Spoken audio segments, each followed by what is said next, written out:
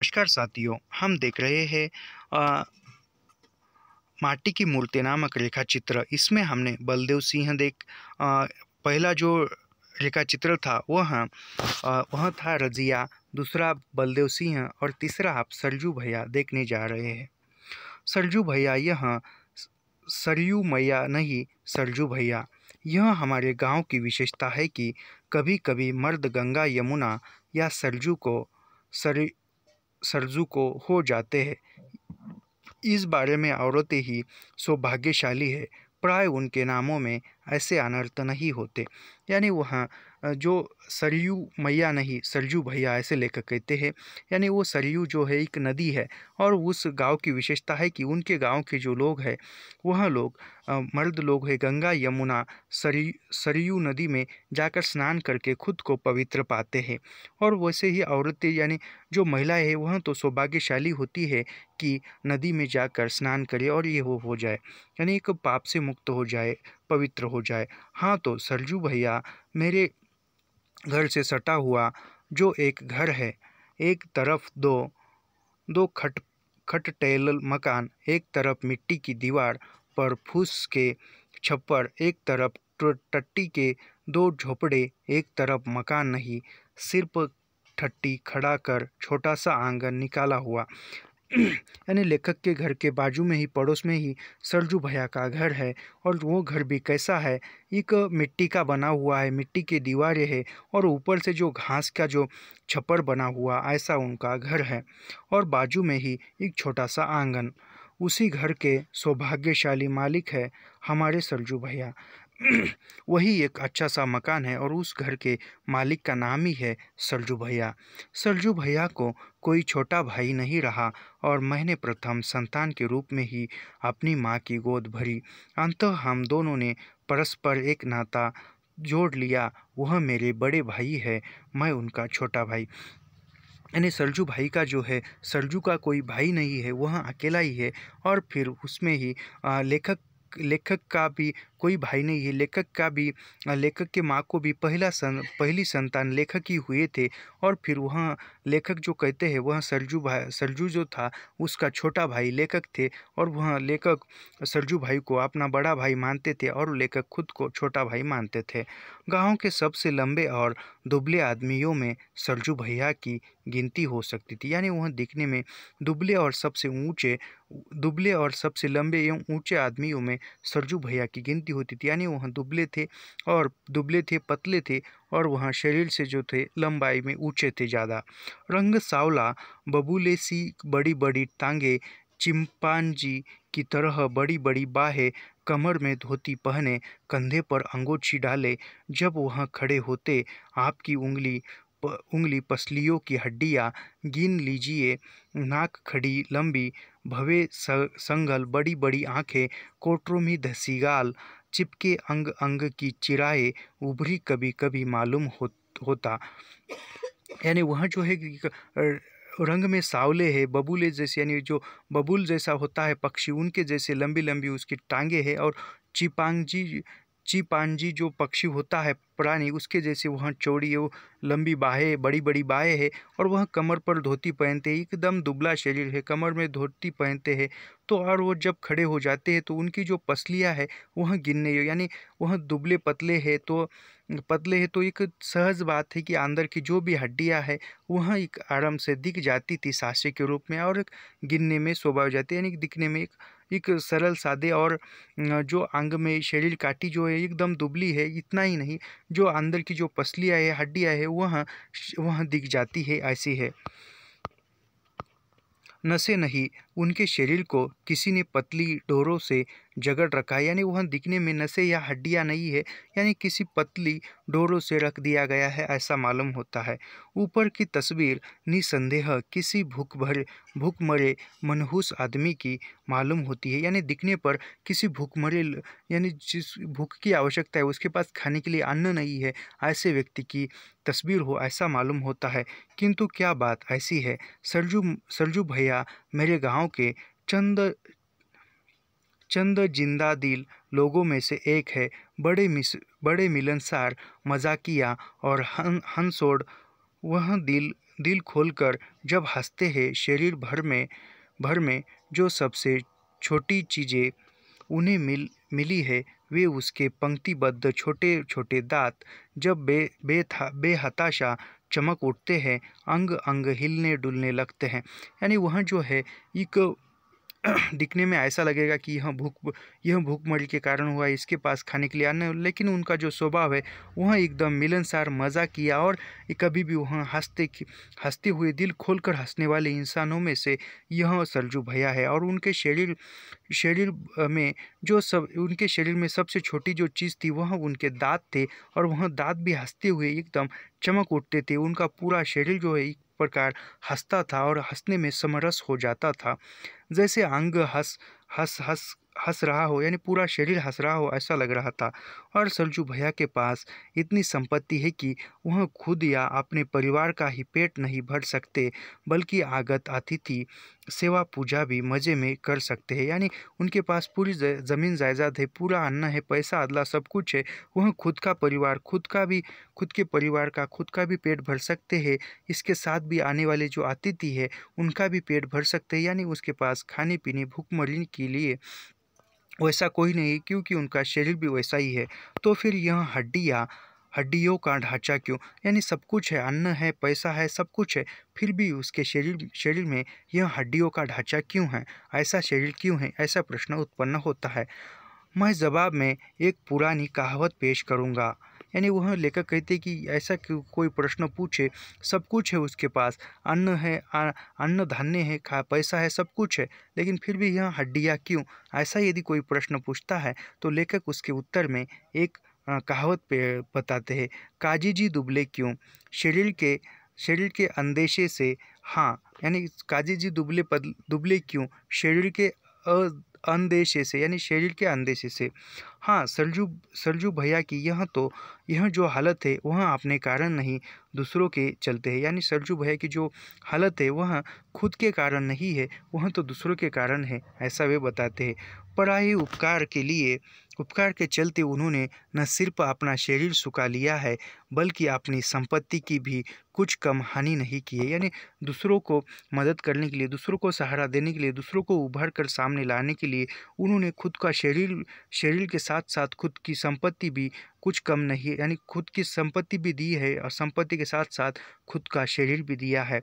उनके पिता जो गुमाशस्ता जी कहलाते थे, मेरे गांव के अच्छे किसानों में से एक थे। यानी उनके पिताजी तो थे जो भी नामी अच्छे जाने माने किसान थे उनमें से एक थे। चौपाल साफ सुंदर उनका मकान और अच्छा खासा बैठक खाना था। यानी उनका मकान भी अच्छा खासा साफ सुथरा और बैठक खाना भी एक अच्छा खासा था। जहां आज सरजू भैया की यह राम मटैया है। खेती बाड़ी तो थी ही, रुपया और गले का अच्छा लेन देन था। यानी खेती बाड़ी भी थी और खेत का जो अच्छा खासा खेत से माल भी आता था और पैसा भी आता था।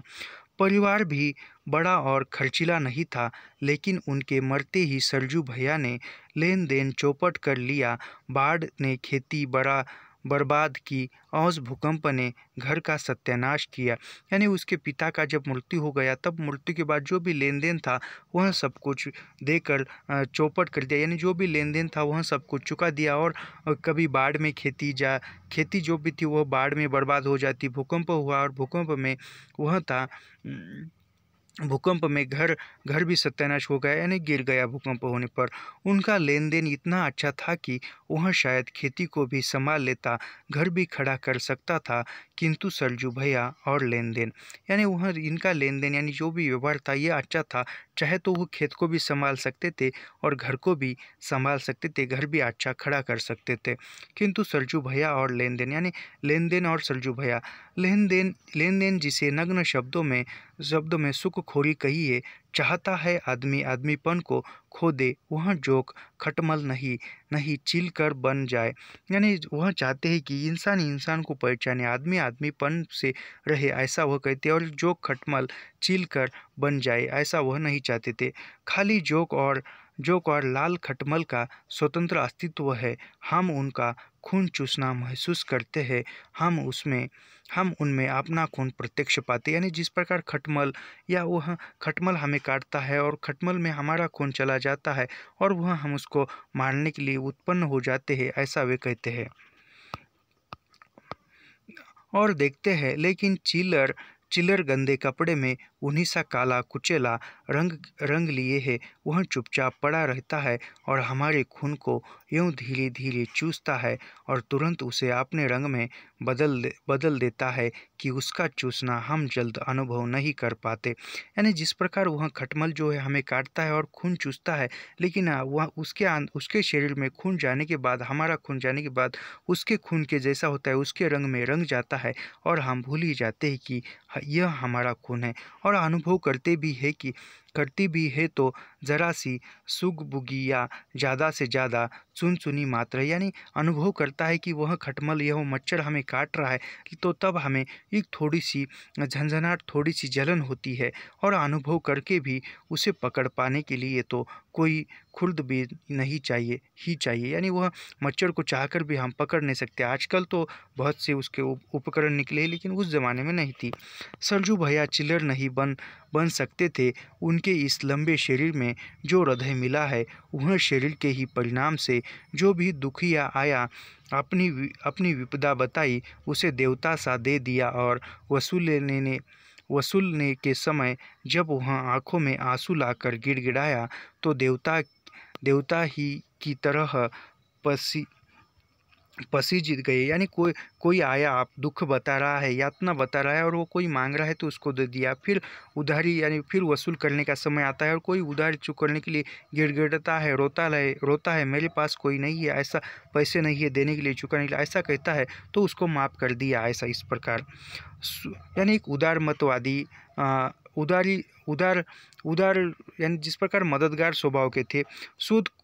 सूद कौन कहे, कुछ नहीं दिनों में मूलधन भी शून्य में परिणित हो गया। फिर ऐसे करते करते जो भी जमा पूंजी थी वह सब कुछ मिटते गया, ढलते गया, समाप्त होते गया।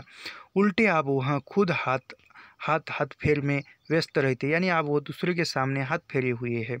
बाढ़ और भूकंप में उनके खेत और घर को बर्बाद किया ज़रूर, लेकिन सरजू भैया, मेरा यकीन है आज की फटेहाली से बहुत कुछ बचे रहते।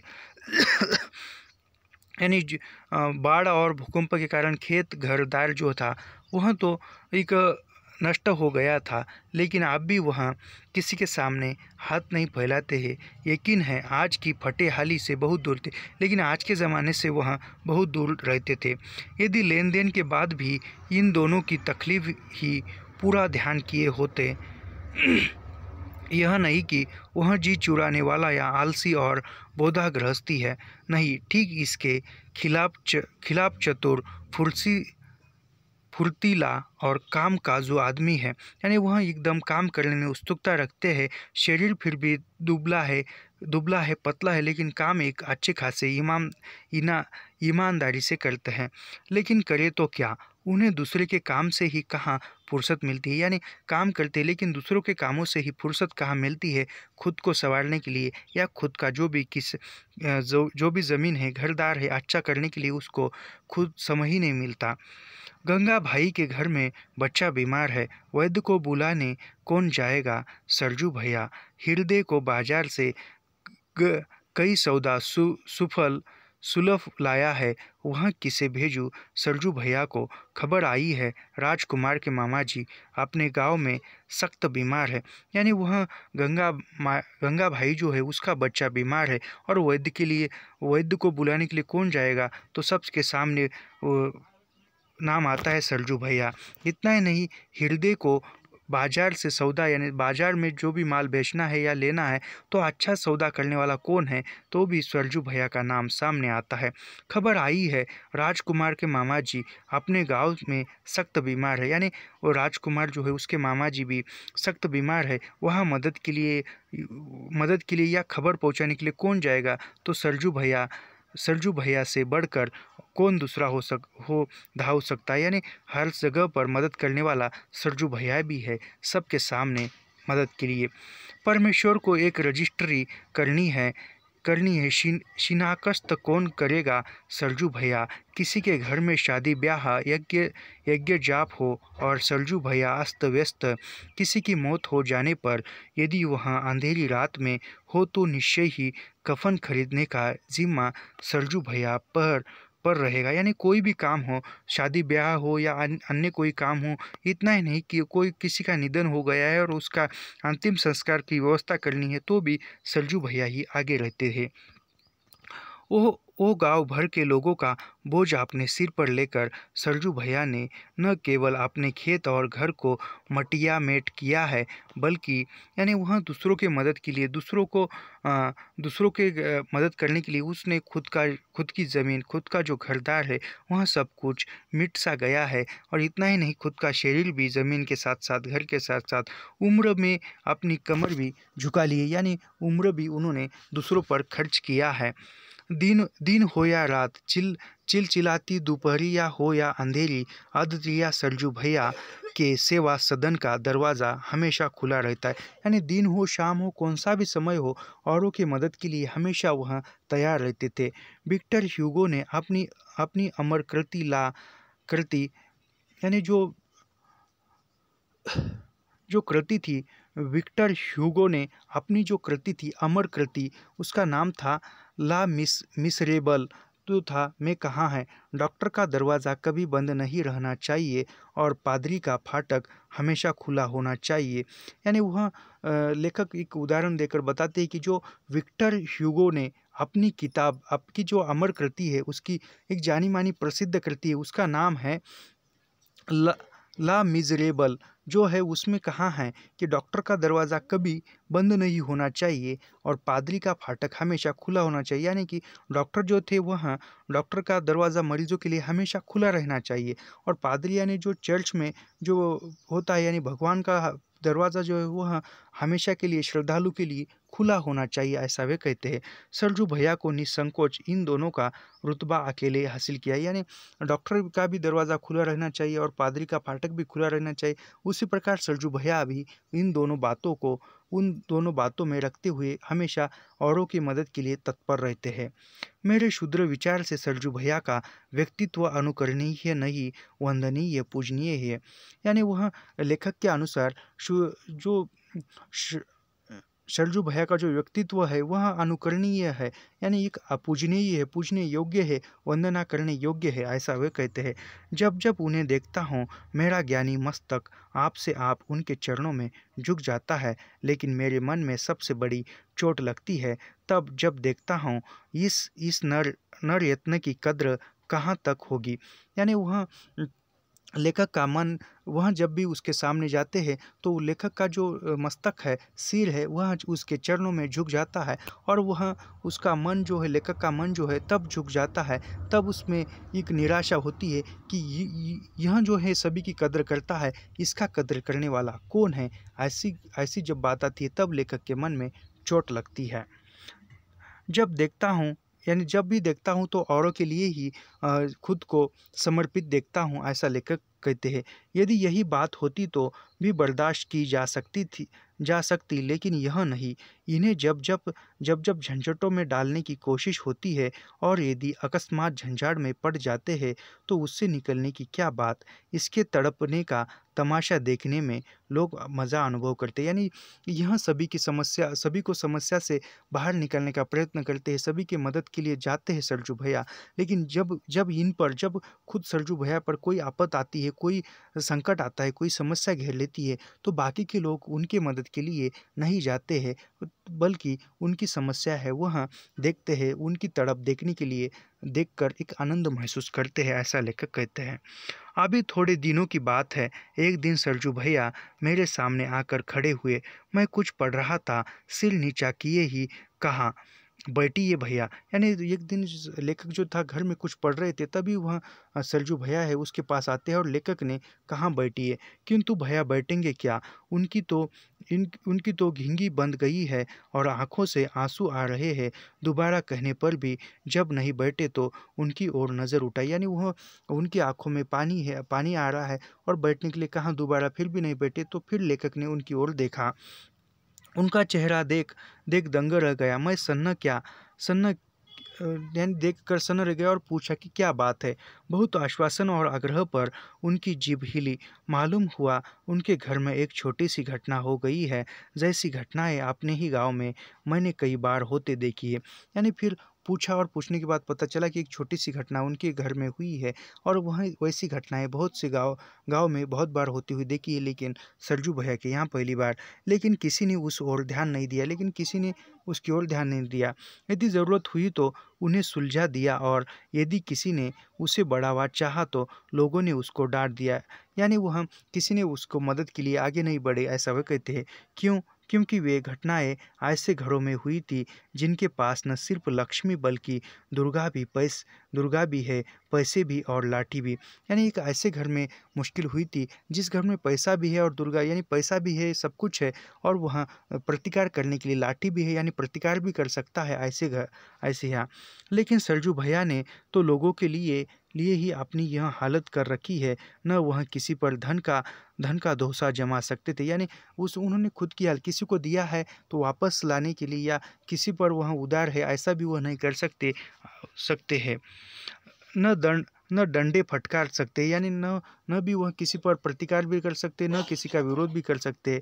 फिर क्यों न उन्हें तड़पाया जाए, रुलाया जाए। मैंने उन्हें आश्वासन दिया, उन्हें धैर्य हुआ, वहाँ चले गए। लेकिन रात भर लोगों की इस कृतज्ञता ने मुझे चैन से सोने नहीं दिया। यानी कृतज्ञता और कृतज्ञता यानी जो उपकार किया करते हैं उसको भूल जाता है, उसको कृतज्ञता कहते हैं। और कृतज्ञता यानी आभार व्यक्त करना, ऐसा यानी उस पर जो कृतज्ञता वे लोग व्यक्त करते हैं, उस पर लोग लेखक विचार करते हुए रात भर चेनाए। सुधुआ अपन से ठगे जाने की एक कहानी। बहुत दिन हुए मैं किसी ज़रूरत में था और कुछ रुपए के लिए परेशान था। सरजू भैया के पास कुछ रुपए थे। मेरी बेचैनी वहाँ कैसे देखते। यानी वहाँ अकेला था और अकेला यानी पैसों की ज़रूरत थी, और वहाँ जो सरजू भैया था उसने तुरंत दिया था, क्योंकि परेशानी वहाँ देख नहीं सकते थे और की। सरजू भैया के पास कुछ रुपए थे, मेरी बेचैनी वहाँ कैसे देखते। यानी उनके पास कुछ रुपए थे और इनकी बेचैनी वहाँ कैसे देखते। वहाँ रुपए ले आए, मैंने खर्च कर दिया, लेकिन आज तक दे नहीं सका। यानी वहाँ उसने रुपए जो थे वहाँ दे दिए, लेकिन आज तक वहाँ लौटा न सके, खर्च कर दिए। रुपए तो आए, लेकिन एक आया, दो का खर्च लेकर सरजू भैया मांगने का हाल क्या जाने। मैं भी समझता रहा उनके रुपए कहाँ जाते हैं।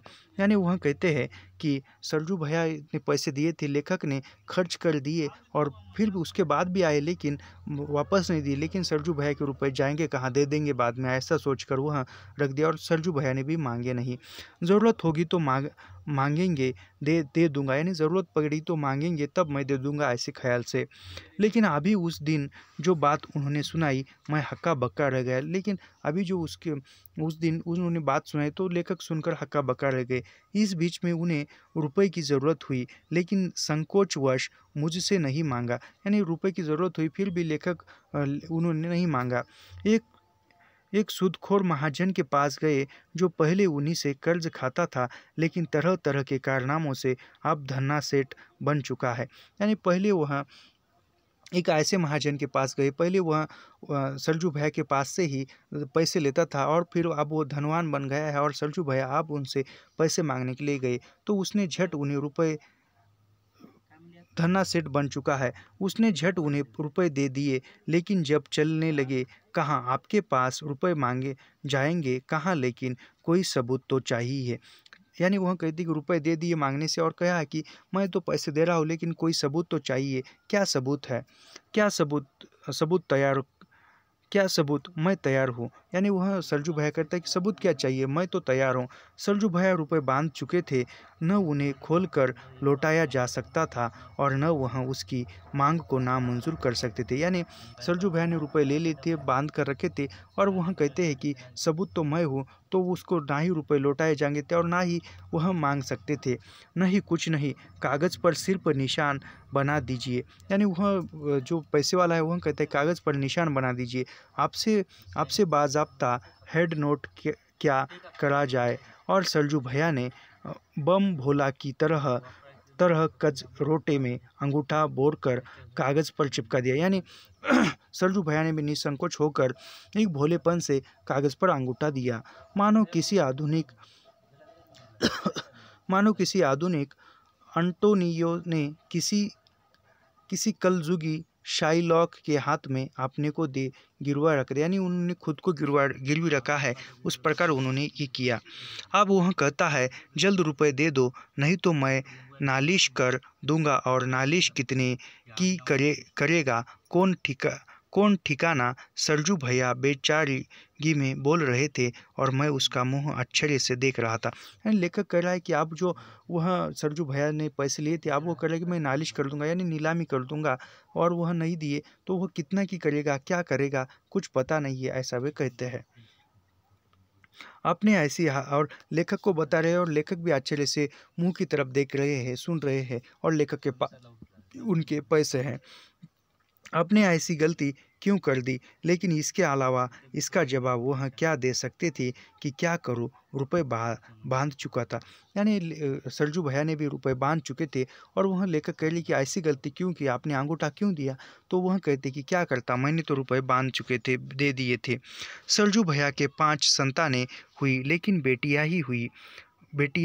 बेटियां उनकी धर्मपत्नी, जो लंबाई में ठीक उनके विपरीत बहुत ही बौनी होने पर भी गुणों में उनकी ही तरह थी, हाल ही में बेटा पाने का अरमान लिए मरी है। यानी वहाँ सरजू भैया की बेटियाँ थी, 5 बेटियाँ थी, और उनकी जो पत्नी थी उससे विपरीत, यानी वह लंबाई में सरजू भैया थे, वह बड़े थे, ऊंचे थे, और उनकी पत्नी जो थी वह छोटी थी, और गुणों से ही उनकी तरह, और वह बेटा होने की आशा में ही अंततः मृत्यु हो गई, लेकिन बेटा नहीं हुआ। कह नहीं सकता इस अरमान ने सरजू भैया को ज़्यादा चिंतित किया है या नहीं। यानी वह उसकी पत्नी का जो सपना था एक लड़का हो, इसे अरमान के इस सपने में चिंतित थे या नहीं। वे बेटियों पर भी स्नेह रखते हैं, और मेरे घर में जो लड़के मेरे बेटे भतीजे हैं, उनका बचपन तो ज़्यादातर उन्हीं के कंधों पर कटा। यानी लेखक के पास जो भी लड़के हैं, भतीजे हैं या खुद के लड़के हैं, तो उन बेटों का जो वहाँ जो लड़के हैं, उन लड़कों का बचपन सरजू भैया के कंधों पर भी कटा है, बड़े हुए हैं। लेकिन बेटियां तो अपनी ससुराल जा सकेंगी। यानी बेटियां जो थी उनकी, वह बेटियां तो ससुराल जाएगी। क्या सरजू भैया का यह पुश्तैषी घर खंडहर बनेगा? क्या सरजू भैया की कोई निशानी हमारे पड़ोस को गुलजार न कर सकेगी? यानी लेखक को डर है कि वहाँ उनकी बेटियां जो थी वो ससुराल जाएगी, और उसके बाद यह जो घर है वह खंडहर बनेगा सरजू भैया जाने के बाद, या सरजू भैया जाने के बाद क्या कोई उसकी निशानी, कोई लड़का होता तो रहता था। यह घर तो बिरजू भैया के बाद तो सुनसान खंडहर की तरह रहेगा, और उसको गुलजार करने के लिए कोई नहीं आएगा क्या? ऐसा लेखक सोच रहे। यह कल्पना करते ही हमारे परिवार भर में अजीब उदासी छा जाती। यानी सब परिवार यदि कल्पना करता है तो एक चारों ओर परिवार में उदासी छाती थी।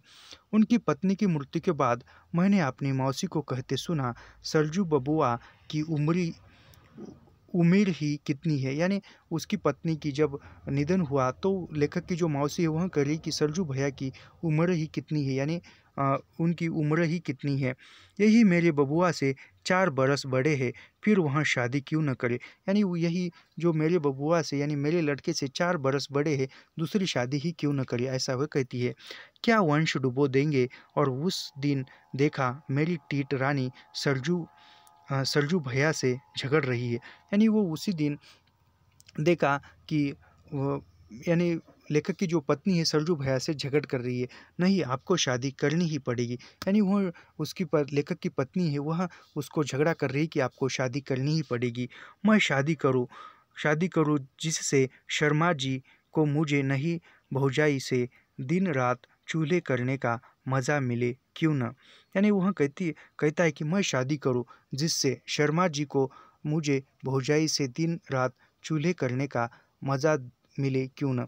यानी वह कहता है कि मैं शादी करूं, और क्यों न शर्मा जी को मुझे, यानी चाहे मुझसे ही रसोई का काम या चूल्हा जलने का काम करे, ऐसा हो क्यों न करूं, ऐसा वो कहता है।